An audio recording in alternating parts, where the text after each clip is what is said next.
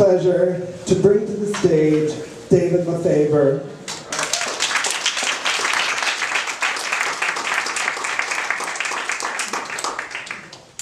All right, so we've got queefing, insects, and sexual favors now. That's good.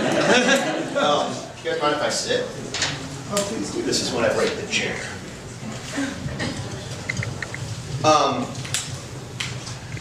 So I didn't really know what to expect tonight, so I'm just gonna talk about stuff. One thing that I was really interested in is, we were talking about insects earlier, and I love seafood. And the whole idea of eating insects, I mean, imagine the first person who ate an oyster. They're like, let's break that rock and eat the gooey stuff inside. So I don't think that that's far of a stretch, actually. And who knows, like 1,000 years from now, or 100 years from now, or 50 years from now, we could be eating them. So I grew up in Madison, Wisconsin, a seafood mecca. It was really cool. My mother really loved cooking and would take me to the farmer's market every Saturday. Madison's got one of the country's best farmer's market, actually. And we would get freshly made donuts with a hot apple cider. And you could milk cows they had there. And you see, I have the technique down.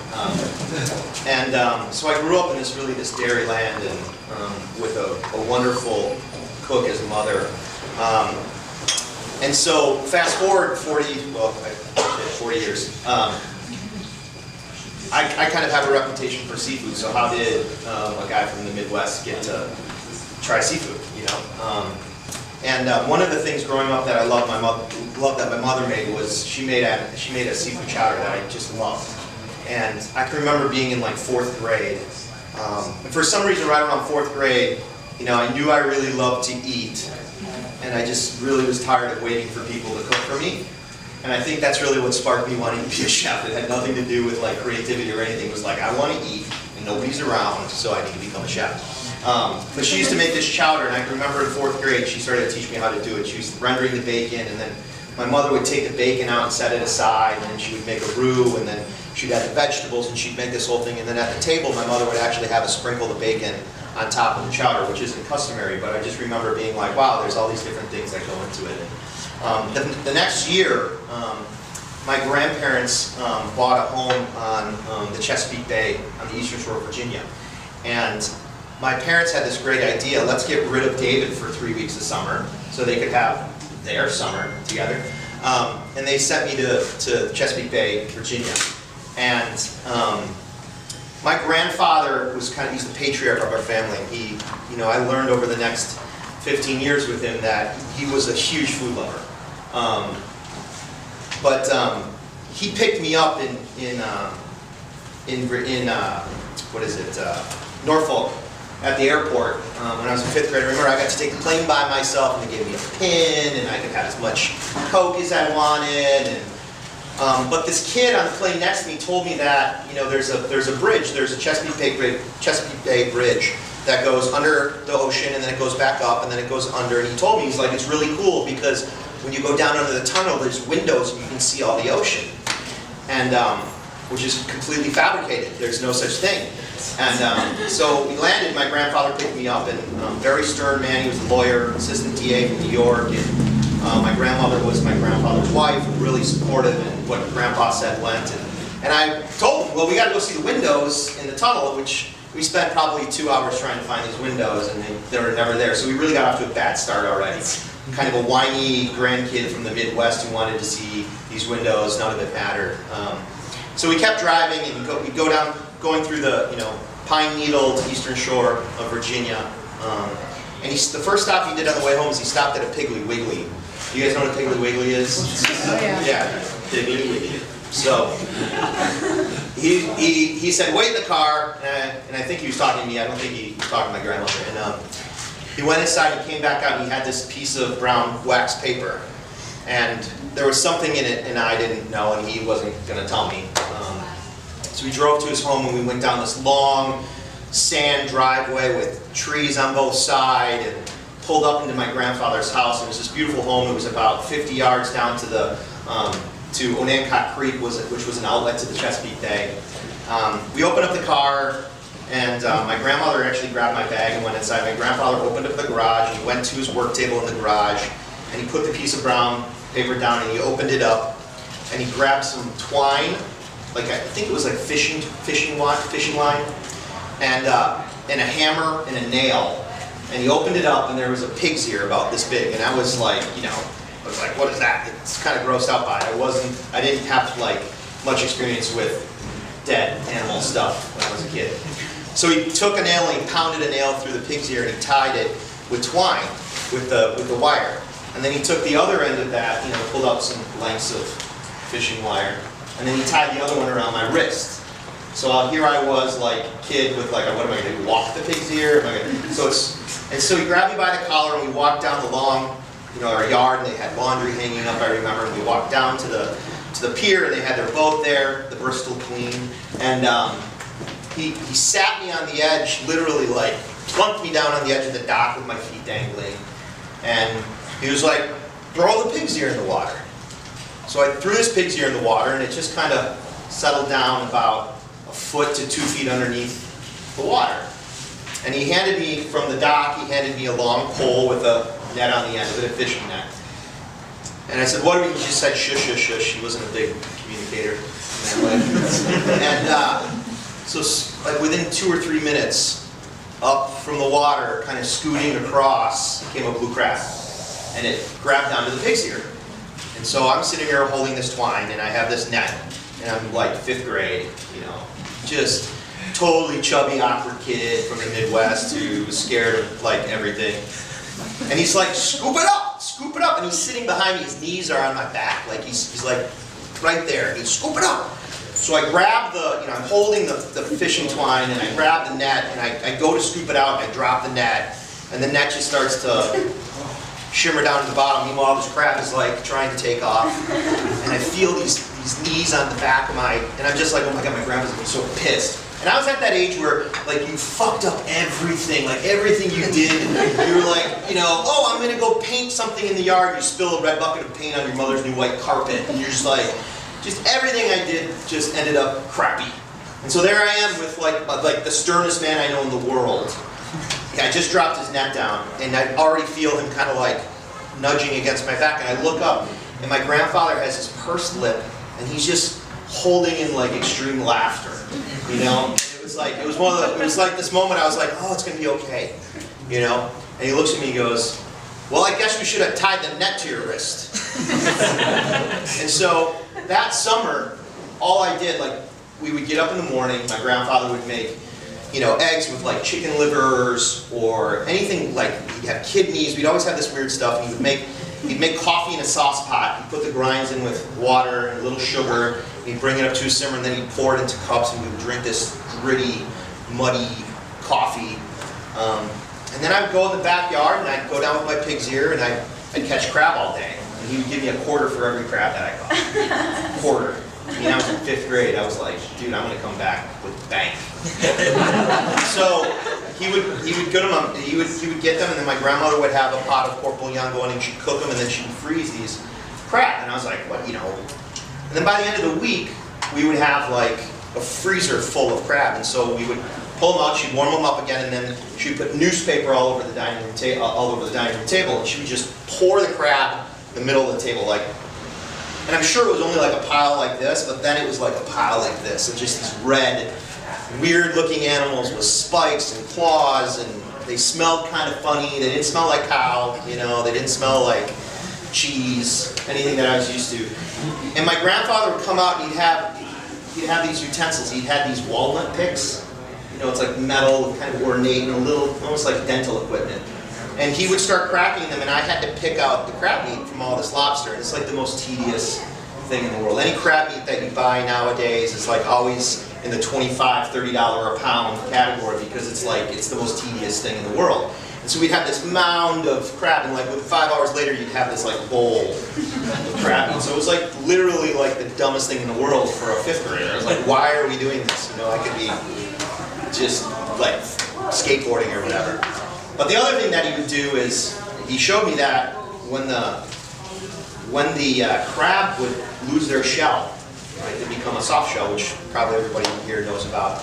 Another crab would come along, and he told me that it was protecting it. So the other crab would kind of jump on the soft shell and protect it. So if I could take that fishing net that I had to swim to the bottom of the water and go get later on, that after I dropped it, if I could scoop them up, I would have to run up right away. I couldn't keep them in a trap or in a basket. I'd have to run them up right away, and I'd have to give the soft shell to my grandfather. I'll never forget the first time he put it down on the table. He grabbed a pair of scissors, and he clipped off the tips of the claws. He trimmed the outside of the horns, lifted it up. He cut out the lungs, peeled the bottom part of it off, and then he'd season it with salt and pepper, and he'd flour it, and he'd saute it right away. So I bring it up, and within 2.5 minutes, he'd be sauteing the soft shell crab. And then he'd take out of, I don't know why this was his bread of choice, but it was always Pepperidge Farm white bread. He'd pull that out, put all lettuce and slice of tomato, and he'd put Hellmann's mayonnaise on it. And then he'd put this whole animal behind the sandwich, and he'd make this poor boy, right? Like a makeshift poor boy. And like, I'm salivating talking about this right now, because I love soft shell crab. But at the time I was like, I'm not gonna fucking eat that thing. It's a whole animal, But he would cut it in half, and I would get half of a soft shell poor boy sandwich. I'd get $1 for the hard shell that I got, and I'd get $1 for the soft shell. So I'd get $1.25 and a half a sandwich every time I did that. So you can see that it's worked out. But that's when I really started having, I didn't know it, but that's when seafood started for me. And for a kid from the Midwest, it was really cool, because you think of your grandparents and how they're kind of like, oh, they're old. But my grandfather was just like, I got to see him out on the boat and making breakfast, and he was just this really great food figure in my life. So fast forward to, Christ, that sounds like a long time ago. I got an externship at Charlie Trotter's for my work at culinary school, and it was that restaurant was so incredibly difficult, and I was so young and dumb and stupid and ignorant and unresourceful and any other bad thing that you could imagine to be as a chef I was at the time. But the first day they got this thing of scallops and live diver scallops, and Charlie pulled me aside to us. Everybody came in and he was like, look at these! These are amazing! He grabbed a knife and he grabbed the sandy scallop, and he'd open it up with his fingers, and he'd cut along the flat side of the shell, and it would close on him, and then he'd cut the other side, and he'd take all the outside of the scallop off, and he'd discard it. And then he had this like sandy, quivering, still alive scallop in his hand, and he took a knife and he cut this little thin slice of live scallop, and the slice was still skimming, and he's like, Exter, because he didn't refer to me as my full name for like I think 4 more years. He was like, Exter! He's like, you gotta try this, it's like amazing! And I was like, that looks fucking disgusting. Like, but I took it and I ate it and I could feel it on my tongue, and it was like one of the sweetest things ever. And the next day we got another shipment in, and he's like, everybody come on over! And I was like, I don't want to eat any more grainy, sandy scallop, but I came over, and he's like, Extern, come on over here. And he opens up the box, and there's this hay. There's a bunch of hay. And he lifts the hay over, and there are, just in perfect little rows, 24 soft shell crab. And he's like, what do you think? And I was like, oh, I've seen those since I was 5 years old. It's like those soft shell crab. He's like, and all of a sudden, talk about nicknames, I was like the smart-ass, snotty Extern from that point on, because I'd already been using them since I was 5 years old, But that's why I love seafood. I love it because of my grandfather. I love it because I learned it when I was really young, and I have these vivid memories of it. And that's kind of how the approach that we take at our restaurants at Post and Fishing with Dynamite. We really want the food that we do. We say we try to make our food 3 things. We try to make it soulful. We try to make it artisanal. And we try to make it handcrafted. And the soulful part for me with seafood is those images I have of my grandfather and my grandmother, and I can feel the crab butter dripping down my hand, and I can remember the first time having to eat that. So that's my little story about seafood.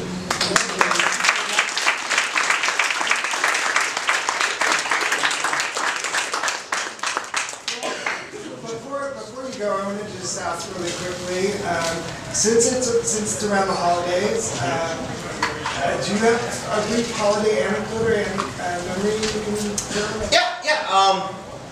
I think there's two things that I really remember fondly. My parents passed away when I was 20, so a lot of the memories that I have around Christmas are really around my mother and family in that sense. And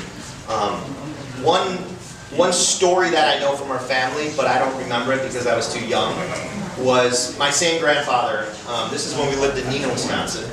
And my grandfather and grandmother would drive up, and my grandfather was always in charge of making eggnog.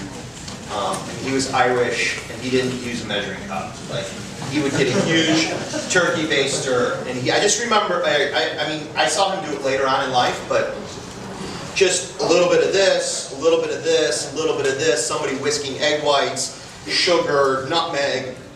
You know, he just loved making, and he would sit there and he'd drink, he'd have a teacup, and he would like drink and taste, and a little bit more of this, a little bit more of this, and he always made this really potent eggnog. But I guess when I was the second Christmas that I was around, he made it in the middle of the night. You know, my mother got up and I was crying or something, and my mother went downstairs to the refrigerator and she got some more milk and warmed it up and got some more milk for me. And the next morning, it was Christmas morning, and everybody is up and milling around, and they're like, "Oh, the baby's not up."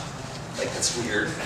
And my mother had given me like 2 cups of my grandfather's eggnog when I was like a year and a half old. And I mean, the fact that I'm still here is amazing, but it explains a lot, you know.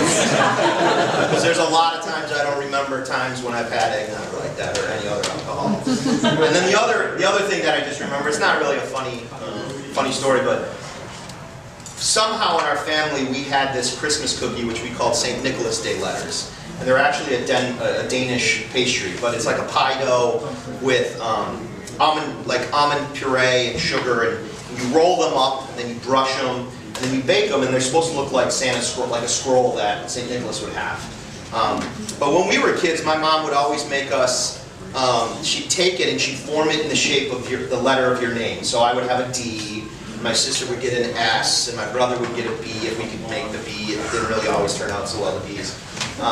And so we had these growing up, and all we would have for breakfast on Christmas morning was we would have these warm, right out of the oven, St. Nicholas Day letters and fresh orange juice, and we would eat that while we opened presents, and my mother would always have fruit or some sort of food in the stocking. There would always be a big orange in the bottom of our stocking. But so when my mother passed away, my sister and I was 20, my sister's 24. My sister's like, "Well, who's going to make St. Nicholas Day letters?" And I was like, "Well, I'm the culinary student.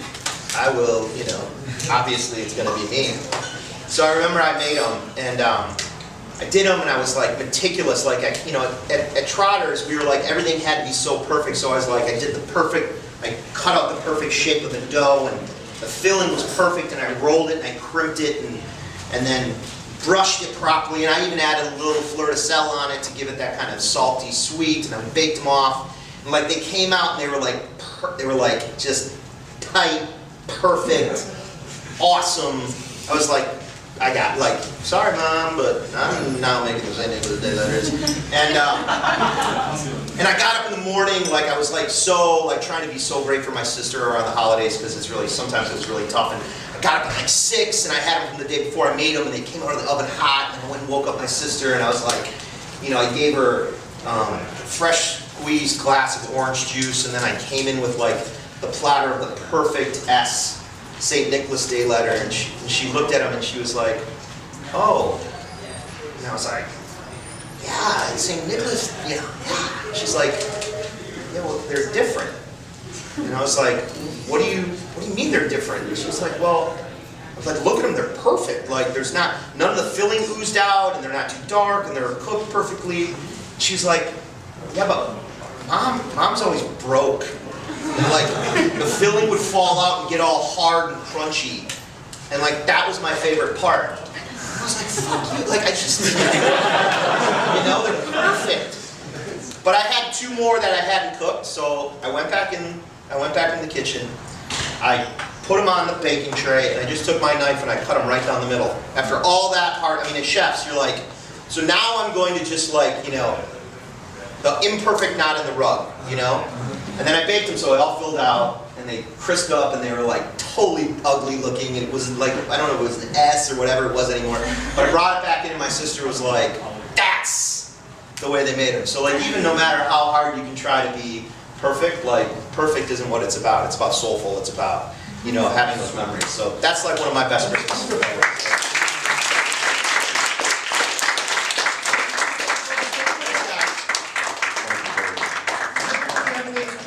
Oh yeah. Does anyone have any questions? No, man. No one has questions. That's because we were so satisfied. That was beautiful. Thank you. That was gorgeous. Thanks, guys.